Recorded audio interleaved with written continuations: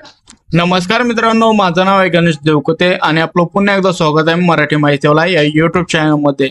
मित्रांनो, येणाऱ्या काही दिवसांमध्ये मतदान व इलेक्शन चालू होणार आहे व भरपूर असे व्यक्ती आहेत की त्यांच्याकडे मतदान कार्ड आहे किंवा काहींचे हरवले आहे व काहींनी रजिस्ट्रेशन केले आहे 18 वर्ष पूर्ण झाले तर, आणि सर्वांनाच मतदान करायचे आहे।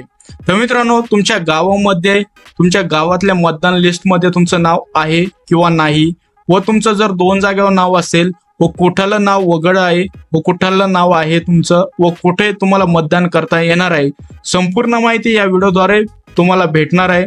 आणि नवीन मतदानची जी फायनल लिस्ट झालेली आहे ती कशी बघायची, आपल्या गावाची मतदानची लिस्ट आहे ती कशी तुम्हाला डाउनलोड करायची तुमच्या मोबाईलवरून, हे सुद्धा मी तुम्हाला या व्हिडिओमध्ये सांगणार आहे। तर व्हिडिओ शेवटपर्यंत बघा आणि अशाच लेटेस्ट अपडेट मी तुमच्यासाठी घेऊन येत असतो। त्याच्यासाठी आपल्या युट्यूब चॅनलला लगेच सबस्क्राईब करून ठेवा। तर मित्रांनो, चला व्हिडिओला सुरुवात करूया। मित्रांनो, इथे बघू शकतात voter.eci.gov.in हे पोर्टल आहे आणि याचा इंटरफेस असा दिसतो। या पोर्टल वरती तुम्हाला यायचं आहे। ही प्रोसेस तुम्ही तुमच्या मोबाईलवरून पण करू शकता।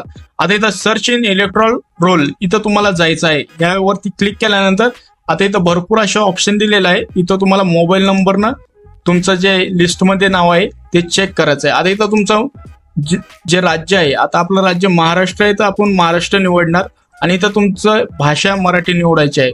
आता इथं मोबाईल नंबर टाकायचा आहे, जसा कॅप्चा दिसतो तो इथं फिल करायचा आहे, म्हणजेच तुमचा जो मतदान कार्डला मोबाईल नंबर रजिस्टर आहे तो तुम्ही इथं टाकून घ्यायचा आहे।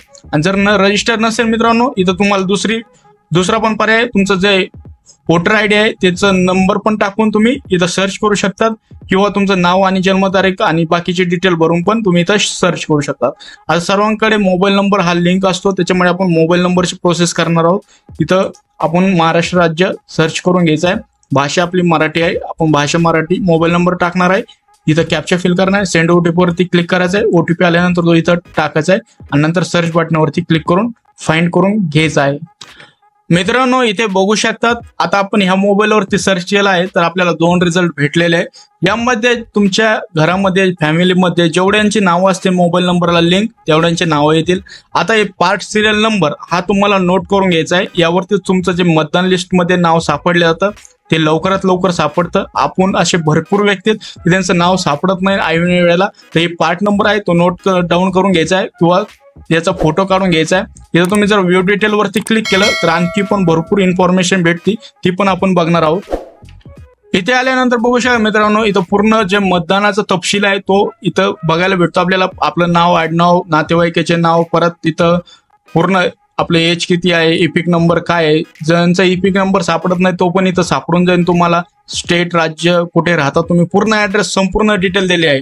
आणि इथं डिटेल ऑफ इलेक्शन ऑफिशियल, म्हणजे जे ऑफिशियल आहेत आपले जे अधिकारी आहेत इलेक्शनचे त्यांचे पण कॉन्टॅक्ट नंबर ते दिलेले आहे। तर ही माहिती तुम्हाला इथं बघायला भेटते मित्रांनो। आता इथं तुम्ही याचं जर प्रिंट आउट काढली तर याच्यावरून पण तुम्ही मतदान करू शकतात ज्यांच्याकडे वोटर आयडी नाही। आता भरपूर असे प्रॉब्लेम आहेत की त्यांचं इन्स्टंट वोटर आयडी निघणार नाही, तर तुम्ही असं सर्च करा आणि ह्याची प्रिंट काढून तुम्ही मतदानाला पात्र राहू शकतात। आता याच्या पुढची आपण जी गावावाईज डिटेल आहे मित्रांनो, तुमची प्रत्येक गावाची लिस्ट तुम्हाला कशी काढायची किंवा स्वतःची लिस्ट कशी काढायची आणि कोणत्या गावामध्ये तुमचं मतदान आहे, कोणत्या वार्डामध्ये मतदान आहे, हे कसं चेक करायचं आहे हे पण आपण पुढे लगेच बघणार आहोत।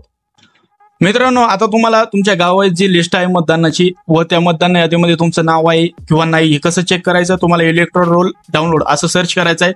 त्याच्यानंतर खाली आलं की इथं महाराष्ट्राचं बघू शकता, चीफ इलेक्टोरल ऑफिसर महाराष्ट्र, यावरती तुम्हाला क्लिक करायचं आहे। यावरती क्लिक केल्यानंतर कशा असं इंटरफेस ओपन होईल। यावरती इथं बघू शकता पहिलेच ऑप्शन आहे, आता इथं PDF electoral roll part wise, इथं तुम्हाला क्लिक करून घ्यायचं आहे। आता इथं क्लिक केल्यानंतर महाराष्ट्र हे स्टेट आहे आपलं, या अशाला असं येईल।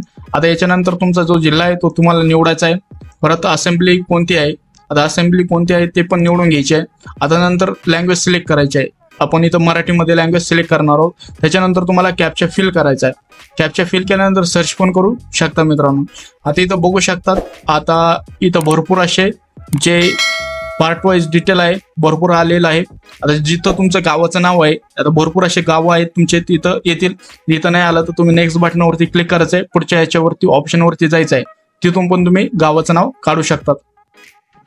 आता इथे तुमच्या गावापुढे जे नाव आहे ते नाव बघितल्यानंतर मित्रांनो तुम्हाला हे ड्राफ्ट रोल 2024 आणि फायनल रोल 2024 असं दाखवेल. तर आपल्याला इथं फायनल रोल 2024 हे डाउनलोड करून घ्यायचं आहे. हे डाउनलोड केल्यानंतर मित्रांनो 2च मिनिटांमध्ये एक PDF डाउनलोड होईल.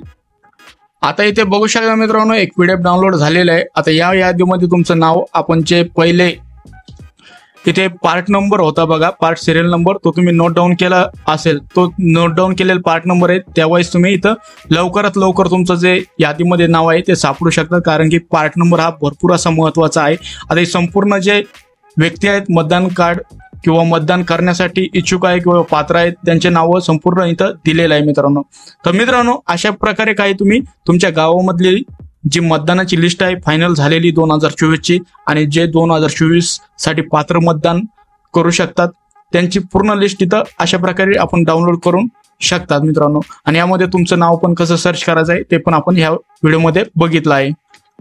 तर मित्रांनो हा व्हिडिओ तुम्हाला कसा वाटला नक्कीच कमेंट बॉक्समध्ये कमेंट करून सांगा. या व्हिडिओला नक्कीच एक लाईक करा आणि आपल्या मित्रांमध्ये नक्कीच हा व्हिडिओ शेअर करा, त्यांना पण याचा नक्कीच भरपूर असा फायदा होईल. व्हिडिओ बघितल्याबद्दल आपल्या सर्वांचे मनपूर्वक धन्यवाद.